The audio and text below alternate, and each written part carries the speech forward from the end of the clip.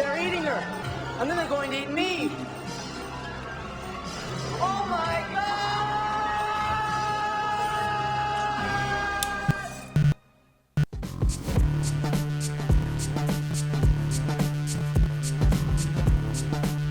Hello, everybody. Welcome back. It's 2FAST2MOVIE. I'm your host for the day, Abraham. With me, once again, is Benjamin Collins, here to talk about another episode of Attack on Titan.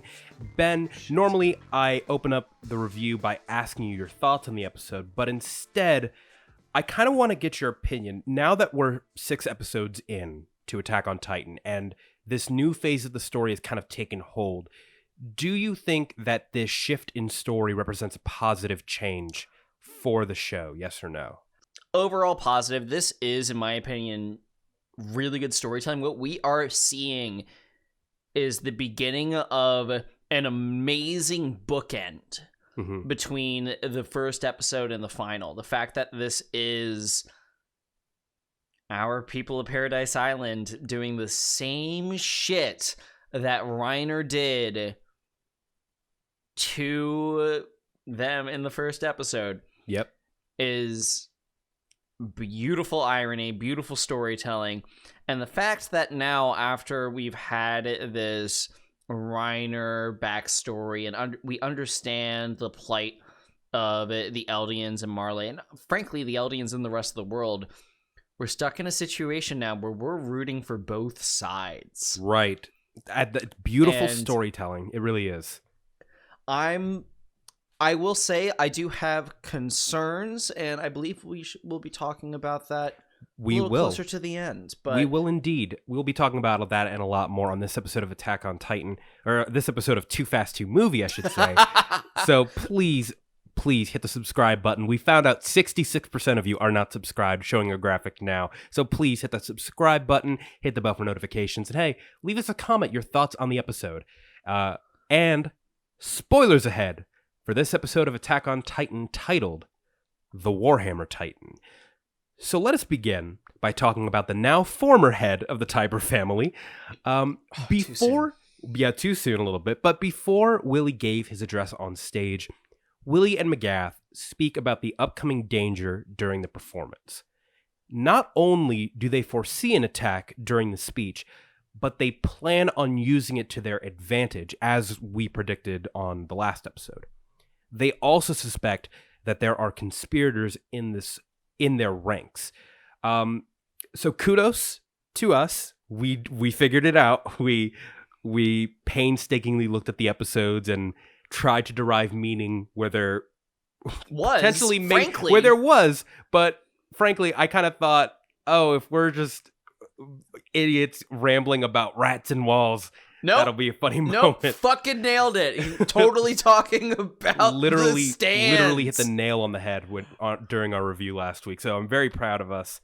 And yeah, you were right also that Willy does indeed have noble intentions, but he also has this self-hatred for himself and the people of his race, which is just a disturbing element of the show, frankly. It really is. I mean, I will say one of the main things about the show, especially in the latter season, is that we're finding out that this is really a massive allegory for anti-Semitism, the Jewish people, and racism as a whole. And we already know that in a lot of situations, people that live in very racist cultures end up projecting that back on themselves. So It's not terribly far-fetched that even a man of well means who still lives in this society would have this dynamic. Right. I think that it's completely notable. It does raise the question as to if he's the right person to lead this, but frankly, he doesn't have any leading left to do. He kind of did his job, and now he's to your point earlier. I think, to what you just said, I think he's really the only person who could have done this, as he made mention. He's saying he's the only one who has good relationships with other people as an Eldian. He's the only person who could stand on that stage and unite the front. And if he were to die along with all those people, that would be the only really real thing that could unite the entire world and of course at the cost of the people on Paradis and other Eldians. Well, that was truly, I think, the motive of just having it in the internment zone in the first place. Because they needed, if not him, at least the Eldian people to be martyrs in this attack. Well, even if he was saying if he was alive at the end, then it wouldn't have worked.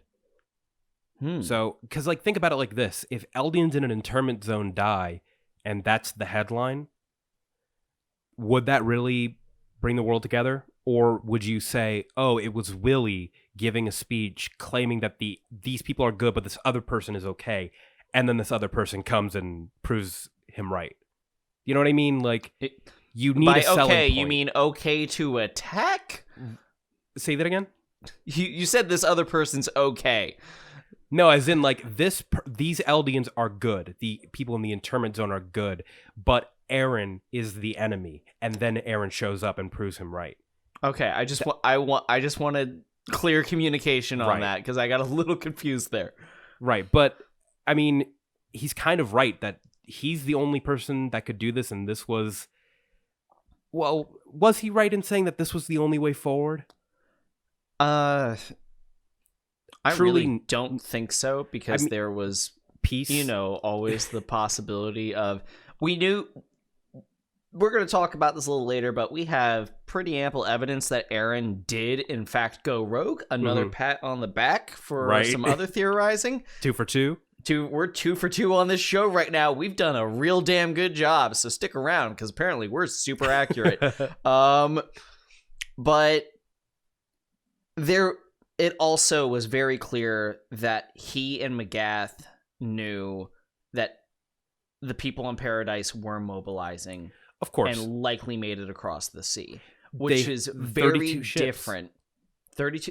Well, not just that, but it's very different than what we saw in those war rooms earlier this season. Because because remember, Magath wants to be in charge. He also wants the internment zone to go free, and he wants to stop the war. But the people, the top brass, are incompetent. So this was all a plot to kill off all the top brass, get Magath in charge. So Magath was probably keeping his mouth shut. He was talking out of both playing ends. Both. Yeah. Hey, I mean, it works because the top brass is fucking dead, and he's the one calling the shots during the destruction. Speaking of the destruction, let's continue on to the episode. So, in this episode, as Eren body slams into the stands of the top brass, he also sends debris flying into the audience, killing potentially dozens of people. And in the frenzy, Zofia gets crushed by a boulder, only her legs visible sticking out. Udo, trying to save her, gets trampled by the crowd as they run away from Eren. And at a later point, Mikasa and the rest of the Survey Corps come in to save Eren from the onslaught of the Warhammer Titan. As Dejan, Connie, and Sasha try to limit the civilian casualties, Floch emphasizes that this is retribution for the deaths that occurred on Paradis at the hands of Marley. Mikasa, standing on the head of Eren's Titan form, sadly looks at him and says, "Eren, please, come home." Crazy, we got to talk about the deaths of Udo and Zofia, 2 named characters. You were saying it last week that they aren't going to waste money drawing character designs for people and then kill them off. And then literally they just killed off 2 main characters. Hey, man, I it's been a while since we had to deal with Attack on Titan, because I feel like in the beginning of Attack on Titan, it was nobody's safe. And then about midway through, a lot of characters had too much plot armor and just kind of stayed in the fray longer than you would have expected them to. Right. So I kind of built my guard back up for normal anime storytelling rules. Mm-hmm. And nope, they are sticking true to the bookend that I talked about in the beginning of the episode. It's free game, baby! Well, because they only had plot armor to really get to the truth. Yeah. Once they figure out the truth, we're in uncharted waters, man. Literally anybody could die. And it wouldn't, because there is no truth to find out. There is no grand plot that they need to uncover. No secret undercover king who's stealing their memories. It's just a war. Who's gonna survive? Who's gonna live? Who's gonna die? Who knows? No, the stakes have definitely changed, and it's, again, this is very clearly the final season, and I have to resend myself. All bets are off, as I have lost 3. So, indeed. Let's quickly talk about the Survey Corps, because we see them pop up as a lot of things are currently happening. Obviously, that line from Mikasa speaks volumes as to the disconnect between Eren and potentially other members of the Survey Corps. I kind of want to get your thoughts on that, because I mean, it seems like we're right that Eren is on some level going rogue. Perhaps this may have been part of the plan to kill the top brass, but limit civilian casualties. Or maybe Eren and Mikasa they've all been separated for so long, and he's only been communicating through letter. We don't know, but I think that what we probably have seen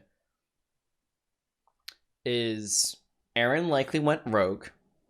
And just what we know of Eren's character is that Eren does things very directly, and this was very directly, and usually there's a bunch of people that are like, no, sit the fuck down, we're not doing that, and Levi, they have to reel back Eren's plans, because Eren is usually, when it comes to the Titans, too violent and too direct. He's a hothead. He really is. So this plan matches his hot-headedness that I don't think other people would have signed off on. Yeah. They probably would have come up with something more cunning. Something that would have it been more likely to divide Marley as opposed to unite the entire world against them. Right. I think Eren took the bait, and fortunately he was able to write his letters and send backup and be like, I'm doing this attack now. I'm still the founding Titan. You can't afford to lose me. Right.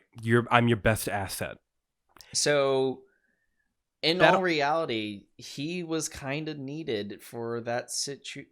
Whatever he did, the Survey Corps had to do. Right. They kind of have to follow his lead, because they might be forced into it, is basically what you're saying. Yeah. No, I think that's exactly what happened.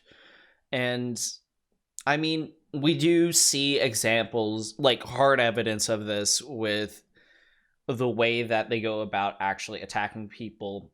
We never see the Survey Corps actually go after civilians. Even with Sasha, we see that when she takes out those 2 guards, she spares Gabi. Right. The 2 character designs that actually are fairly similar. It's kind of uncanny, the similarities between the 2. Well, I think that's because they're building something there. Potentially. Let's talk about Gabi for a second, and also kind of Falco as well. Falco, we talked about last week, was there for the entire conversation between Reiner and Eren. And thereby, he can potentially internalize the conversation and really get to the true heart of the conflict. Whereas Gabi has just seen Sasha kill 2 people that, while they were upholding the status quo of, putting down Eldians, she was on a first name basis with them. They were just like, they were the local security guards who were doing their job, even though they were upholding the horrible system, and they were still part of her life, and they both died by Sasha's hand. It's gonna be curious to see how they progress Falco and Gabi's story in relation to the people of Paradis, and how those 2 will just begin to react to everything that goes on in the world based on just this event. Because this is, for Falco and Gabi, this is essentially as forming of a moment as Eren getting eaten by his mom. Or Eren's mom getting eaten by... Sorry. Eren's mother... mom getting eaten by his dad's ex-wife. Yes. But it's as forming a moment. And we saw Eren progress in such a dramatic way over the 3 seasons. I'm wondering how they're going to do the same thing with Falco and Gabi in this season. I said it during our reaction. Gabi is being set up to be a foil to Eren in the way that her character progresses, being extremely violent and hot-headed when it comes to what she wants to do. Except, unlike Eren, she has the talent of Misaka, of all people, when it comes to combat and strategy. Right. So she's a little bit more frightening, while what we're seeing with Falco is... Honestly, if you had to compare Falco to anyone, he'd almost be Armin. Yeah. Like, well, I don't think it's a fair comparison because he's being set up very differently. Well, and that depends. Clearly, I don't know how Armin stands in this either. And we don't know. We vaguely see a character design extremely similar to Armin. I will stand by that. It's the same blue eyes and blonde haircut. Just on a much taller frame. I am sus of it. I don't know. I know you are sus, but I feel like they wouldn't have hid his face so much and then given us that little blonde hair and blue eyes if it wasn't him. Right. Like, he's probably going to change, and then he's probably going to change. He's going to be like, "Sorry, I'm late. I was in my uniform." No, he's smarter than that. He's waiting in the wings till the right moment. Of course. And also, if he and the rest of the Survey Corps don't want civilian casualties, he's definitely not transforming in the city. Right. Last thing we should talk about in this segment, Floch, really quick, because I know a lot of people might see that character and go, "Who the fuck is that character? Why is he named?" Yeah. That character is from season 3. If you remember the onslaught of the Beast Titan, and when what's his name, Commander Erwin and the rest of the Survey Corps charged the Beast Titan in order to distract him from Levi, who was swinging from Titan to Titan. Floch is the only one who survived miraculously, and also advocated for Erwin's life. So it was just if you didn't remember, Ben, I just wanted to make that note for anybody who's listening that is who that character is. I did not remember. He just shows up as a blip in the moment in the season 3 of just someone to advocate for Commander Erwin instead of Armin. Right. But I think that they saw that Armin would eventually blossom to be a leader just as valuable as Erwin. And they needed some new blood in the system. And I think this is probably one of the most bitter characters we have. And the fact that he's now named and he's going to have a part in the story, I'm very nervous for that implication, because he seems that if we're going to have an antagonist on the side of Paradis, it's going to be him. Right. Let's talk now about the Warhammer Titan and its crazy ability. It has the power to use its hardening to literally make whatever it wants, whether it be spikes in the ground, a crossbow, or the Warhammer as we see. It can do it, and this makes for an incredible action sequence. Shout out to, obviously, all the animators. The music in this episode is crazy. The cannonball fire hitting on beat. I want to talk about the CGI animation very briefly. I know that I talked about this before we started reviewing, and Ben, you did not share this sentiment.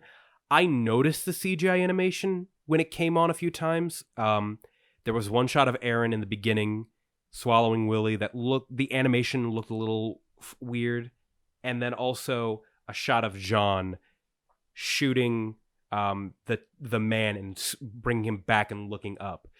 It's not that it's bad, it's just that I noticed the animation. I don't know how I noticed it. I mean, so the thing with a lot of, because we're about to talk about something very technical right now. So CGI, what you don't want is you don't want Berserk 2016. You don't want it to all be CGI. You don't want it to be this weird puppet show thing where it's like, this looks fucking awful. And they use it sparingly enough that, and they never really hang on it. Right. They use it for quick fill-ins and quick bits where they need to be able to get that motion effectively. Mm-hmm. And I never would have noticed it if you didn't tell me, oh, look, there's CGI back at that, and I don't think it looks that good. And I look back and I'm just like, it is CGI, and I'm not going to lie, under closer inspection, it does seem to be that it's moving at, I don't know if it's a different frame rate. They're definitely chopping frames. Yeah, it definitely seems a little weirder than what we see there, what we see with everything else. But I'm fine with it. You have to be looking for it in order for it to really stick out for you. And I'm fine with it happening because obviously the story is so good and it happens so infrequently that it literally doesn't even matter. I mean, the story is amazing in Berserk as well, but you can't. I'm sorry, you can't put like. I just mean like it's twofold. Like it's both that the story's good and also they use it spare. It's not just one or the other. You have to have both. I'm sorry, but we cannot give pass on. Don't bad watch CGI because the story's good. That doesn't work. It's like bad CGI and bad audio are the two things that audiences just can't deal with. Right. Let's talk about Eren if he gets the Warhammer Titan and eats it. Because remember, he used his newfound hardening ability to seal the wall. Is there potentially another purpose that he could use the Warhammer Titan power for? I mean, other than pure destruction and just making fucking weapons.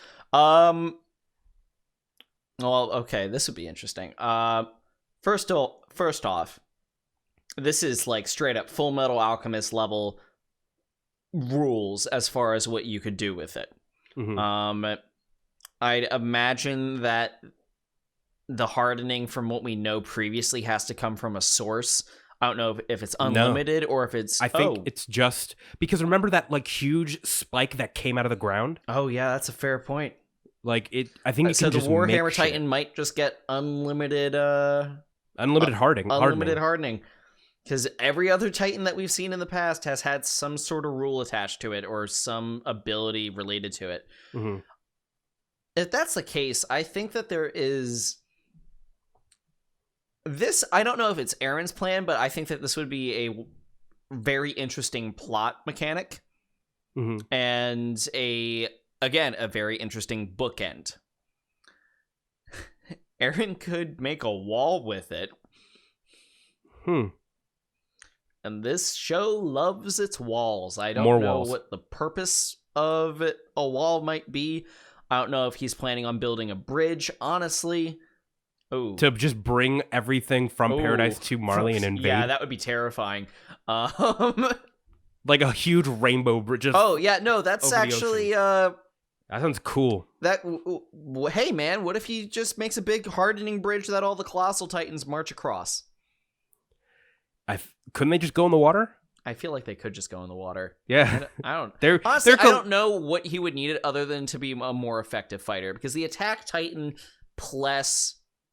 The Founding Titan. Swords, or plus, if you really wanted to get crazy, he knows how ODM gear works. Mm-hmm. Like, it would just be bad news bears. Right. Like, it's just bad if he gets it. Or amazing. It depends on the audience. Let's cap off this review quickly by just talking about Ben. You had a point about the current messaging of the show early on. You stated this. And the potential problem that it could have if the show doesn't resolve in the right way. I kind of want to get your thoughts more on that. Could you explain a bit more?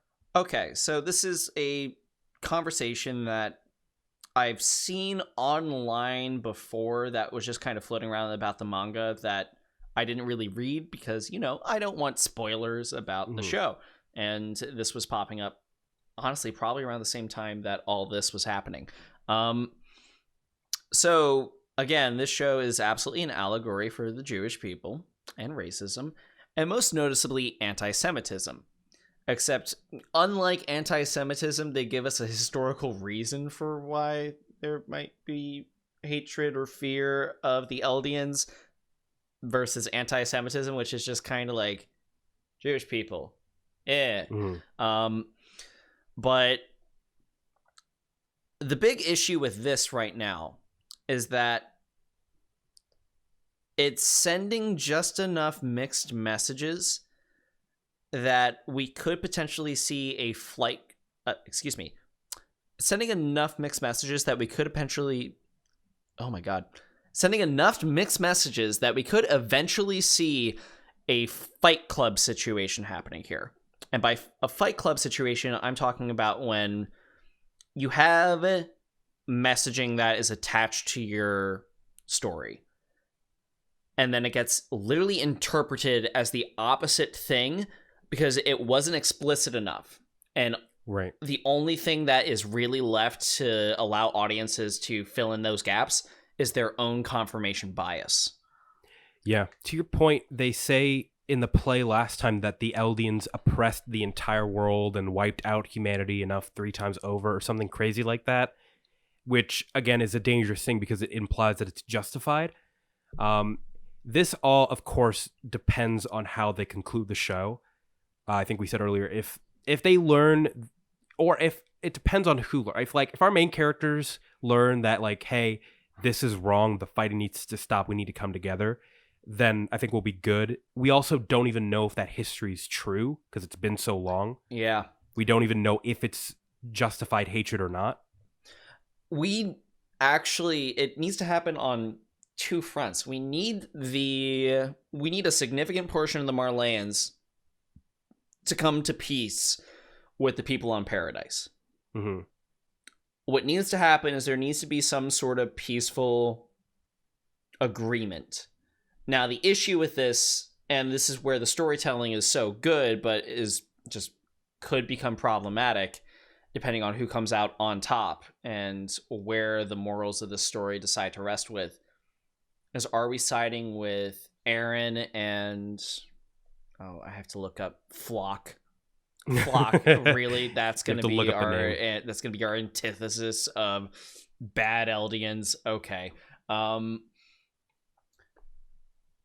If we end up siding with them, and also we still don't know what Eren's whole plan is. I have to assume that he's being hot-headed, but he might have a longer game plan here.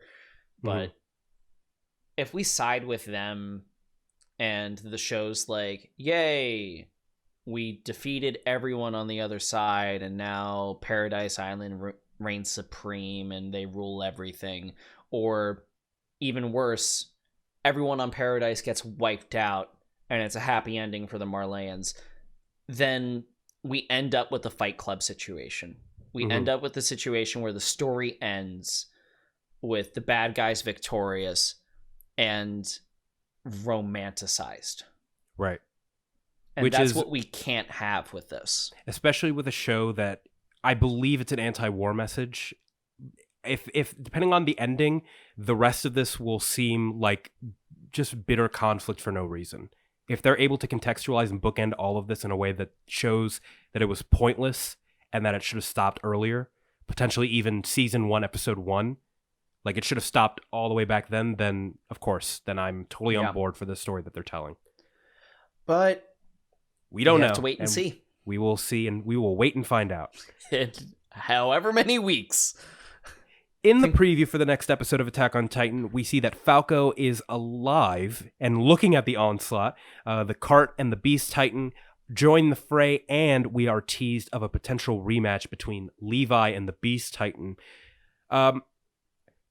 It's great that Levi and the Beast Titan are finally getting another face-off. That's cool and everything. But I kind of want to know how long this conflict's going to last, because as Commander McGath said on the phone, they're going to surround Marley. They're like bringing other troops down from the mountain. They're not letting them escape. So how long is the conflict going to last? And are they going to escape relatively soon? Can they even make an escape? All right. So, crackpot theory. We should not have this one on the books, but hey guys, if it happens, you heard it here first. We still have Armin in play. Right. Or at least someone that we're anticipating as Armin. If that is indeed Armin. Transform, win. And if he's been out of the game for a little bit, and they have to know that this is coming. They have to have an escape plan. Yeah.